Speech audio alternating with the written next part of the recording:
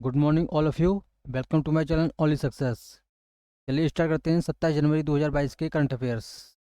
चलिए स्टार्ट करते हैं। केंद्रीय ऊर्जा सचिव ने कोयला आधारित ताप विद्युत संयंत्रों में बायोमास के उपयोग पर राष्ट्रीय मिशन के लिए संचालन समिति की दूसरी बैठक की अध्यक्षता की। यह मिशन किस रूप में बेहतर जाना जाता है? ये मिशन है, ये किस नाम से या किस रूप में जाना जाता है? तो इसका आंसर है समर्थ। ये इसका आंसर क्या है? समर्थ, यानी कि आंसर नंबर बी इसका आंसर है समर्थ। तो हमारा ये थर्मल पावर प्लांट क्या है? इसमें 70% बिजली ये थर्मल पावर प्लांट से बनती है। हमारे यहाँ जो बिजली बनती है उसका 70% थर्मल पावर प्लांट से बनती है। हमारा लक्ष्य क्या है? हमारा लक्ष्य है 50% एनर्जी हमारी बने रिन्यूएबल एनर्जी से। रिन्यूएबल एनर्जी हमारे यहाँ जितनी भी ऊर्जा बनती है उसका 50% रिन्यूएबल एनर्जी होनी चाहिए 2030 तक। ये हमारा लक्ष्य है 2030 तक। तो यहाँ पर कोयला यानी कोयला दर्पण एक पोर्टल है जो कि कोयला मंत्रालय का ने लॉन्च किया है। यानी कोयला मंत्रालय का एक पोर्टल है जिसका नाम कोयला दर्पण है। ठीक है, चलिए। क्लाइमेट रिसर्च एंड सर्विसेज के वैज्ञानिकों ने भारत के climate hazards and vulnerability Atlas का निर्माण किया है। सीआरएस किस संगठन के तहत संचालित होता है? ये किस संगठन के तहत आता है? इसका आंसर है इंडियन मेट्रोलॉजिकल डिपार्टमेंट, यानी answer number B Indian metrological department. इसकी स्थापना कब हुई थी? इसकी स्थापना हुई थी आपके 1875 में बना था। ये कब बना था? बहुत पुराना है, ये 1875 में ये बना था। और ये किस मिनिस्ट्री के अंदर आता है? ये मिनिस्ट्री ऑफ अर्थ साइंस के अंदर में आता है। ये Indian metrological department ministry of earth science के अंडर में आता है। मिनिस्ट्री और अर्थ साइंस ने और क्या किया? एक मिशन शुरू किया है, 41वां अंटार्कटिका मिशन शुरू किया है। किसने किया है? मिनिस्ट्री ऑफ अर्थ साइंस ने। और क्या किया है मिनिस्ट्री ऑफ अर्थ साइंस ने? समुद्रयान मिशन चला रहा है। समुद्रयान मिशन कौन कौन चला रहा है? Ministry of earth science. और क्या कर रहा है? एक जहाज बनाया है इसने, एक जहाज बनाया है और एक्रॉस मिशन शुरू कर रहा है।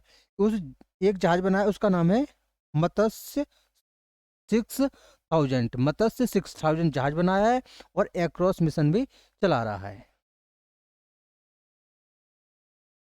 जागरूकता अभियान के माध्यम से किस मिशन के तहत एग्री न्यूट्री गार्डन वीक मनाया गया? तो ये पूछा है किस मिशन के तहत किस माध्यम से मनाया गया? तो इसका आंसर है बी इसका आंसर है बी दीनदयाल अंत्योदय योजना नेशनल रूरल लिवलीहुड मिशन। इसका आंसर है बी। तो ये क्या है? ये इसमें क्या होता है कि इसमें 25 सितंबर को अंत्योदय दिवस मनाते हैं। हम क्यों मनाते हैं 25 सितंबर को? क्योंकि पंडित दीनदयाल उपाध्याय जी का जन्मदिन होता है 25 सितंबर को। ठीक है। और ये एग्री न्यूट्री गार्डन क्या होता है? ये होता है कि हम अपने घर में पौधे लगाएं, जैसे फल हैं, सब्जी हैं। उसमें क्या होता है कि उसमें लागत कम आती है और उससे उत्पादन भी अच्छा होता है और हमको जो खाने की चीज़ है वो शुद्ध मिलती है। तो सरकार का ये है कि इस चीज़ को ज़्यादातर घरों में पहुंचाया जाए और ज़्यादा से ज़्यादा इसको किसान इसको करें। यानी घर में जितने भी जो छोटे मोटे पौधे हैं या छोटी मोटी सब्जियां हैं वो घर में ही उगाई जाएं। इसका मेन ध्येय ये है। किस मंत्रालय ने हाल ही में 35 पाकिस्तानी आधारित यूट्यूब चैनल पर प्रतिबंध लगा दिया है? तो ये मंत्रालय कौन सा है? तो ये मंत्रालय है सूचना और प्रसारण मंत्रालय। सूचना और प्रसारण मंत्रालय, इसके मंत्री कौन है? श्री अनुराग ठाकुर। कौन है इसके मंत्री? श्री अनुराग ठाकुर। उनकी कॉन्स्टिट्यूंसी कौन सी है? उनकी है हमीरपुर। कौन सी है उनकी? उनकी कॉन्स्टिट्यूंसी हमीरपुर है। नास्कॉम और जिनोव के अध्ययन के अनुसार भारतीय स्टार्टअप ने 2021 में लगभग कितने बिलियन डॉलर जुटाए? इसमें पूछ रहा है कितने बिलियन डॉलर जुटाए, तो इसका है 24 बिलियन डॉलर। कितने जुटाए हैं? 24 बिलियन डॉलर। ठीक है, चलिए नेक्स्ट। हरियाणा सरस्वती नदी के पुनरुद्धार के लिए किस राज्य ऑब्लिक केंद्र शासित प्रदेश के साथ एक समझौता ज्ञापन पर हस्ताक्षर किया? ठीक है, हरियाणा मतलब किसके साथ है, इसको मतलब इस परियोजना को आगे बढ़ाएगा। तो इसका आंसर है हिमाचल प्रदेश। इसका आंसर क्या है, हिमाचल प्रदेश। यानी हिमाचल प्रदेश और हरियाणा मेमोरेंडम पर आपका सिग्नेचर करेंगे। अब हिमाचल प्रदेश में 4 बांध हैं। रेणुका जी ये बांध है, इसमें इसकी है क्षमता 40 मेगावाट। एक है लोहड़ी 210 मेगावाट।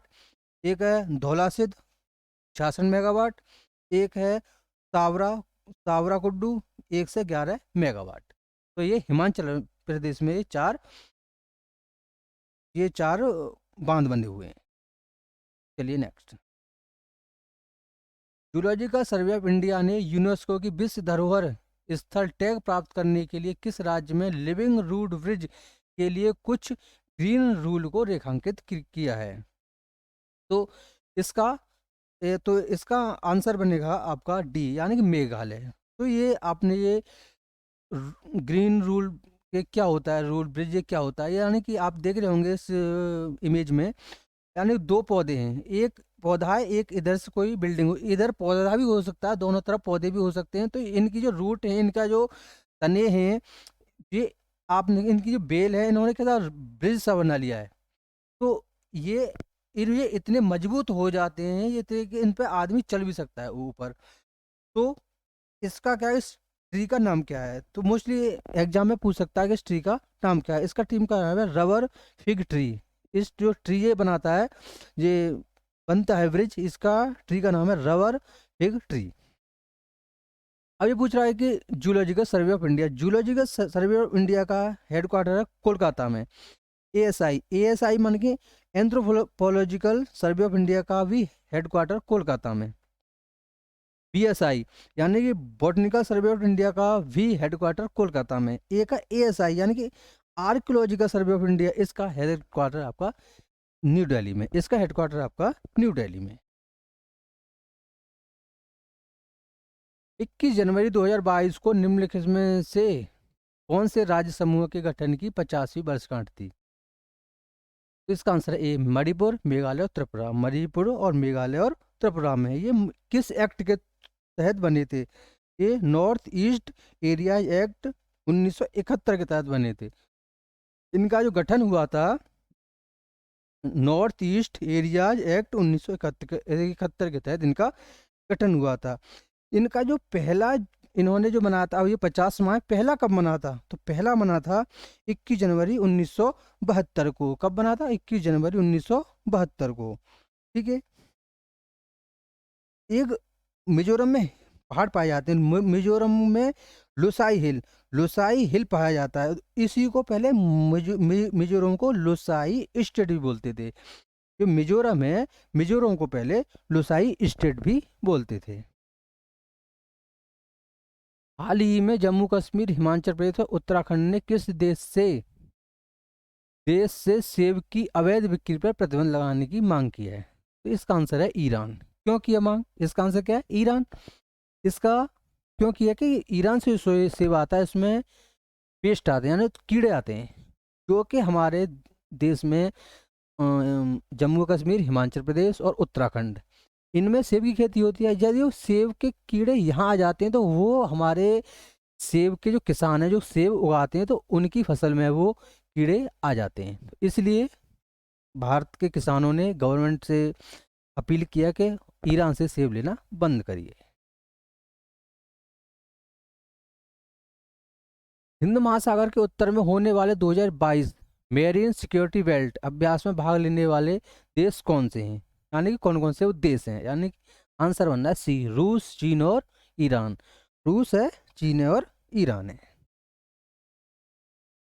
हाल ही में किस राज्य केंद्र शासित प्रदेश ने माता की जाति के आधार पर जाति प्रमाण पत्र जारी किया, जो पहले पिता की जाति प्रमाण पत्र के आधार पर जारी किया गया था।